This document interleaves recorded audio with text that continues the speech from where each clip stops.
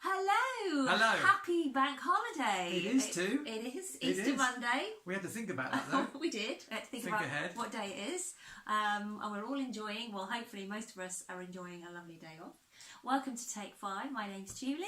This is my husband Kevin, and we are going to be taking you through this week in the first few chapters of Hebrews. We are. Are you feeling the cold? Is that what's going on here? All wrapped up like a dog's dinner, here you are. It was chilly, so I've got my comfy top on. Well, I dressed up for the part, but you know, that's fine. So yeah, we're looking at Hebrews.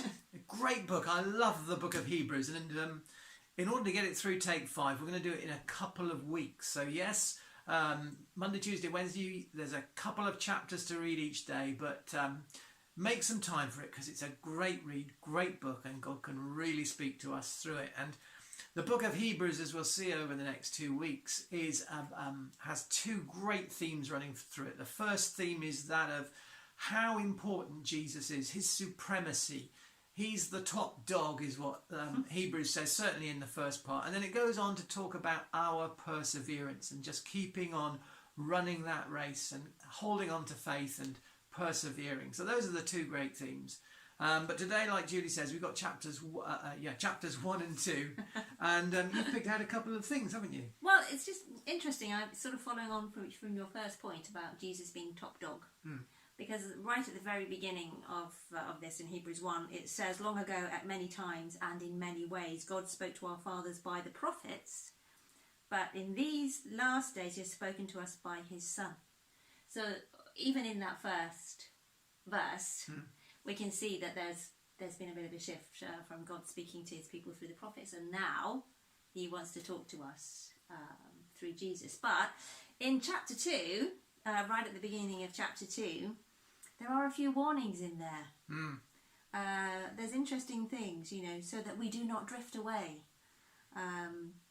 For we have, since the message was spoken through the angels, was binding, and every violation and disobedience received is just punishment. So there is something there about paying attention to Jesus, paying great attention to what he has done for us, and not being distracted and drifting away. That's right, and like you're saying, it's really important.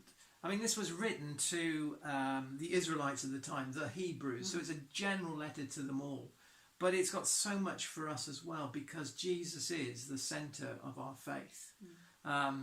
And we've got to remember that, because sometimes we do get hung up on side issues and tangents, but there's a song, or there was a song. Jesus at the centre of it all. Jesus at the centre of it all. I was about to burst into song when thing. you said that, but I thought perhaps I better not. So, but yes, go for it. I felt like it when you said that. But it's so important that we put Jesus at the centre. We put him at the top place in our lives, and that's what the writer here, and we don't know who it was, probably Paul, may not have been, he doesn't make it clear, wants to tell the Hebrews and in turn us that we need Jesus at the centre of today, at the centre of tomorrow, at the centre of our planning, at the centre of our church, at the centre of our marriages, at the centre of our families, at the centre of our buying, at the centre of our work day, at the centre of our studies, at the centre of our schooling, and the list goes on and on and on. Jesus at the centre of it all. And I think that's a good thing to meditate on today, isn't it?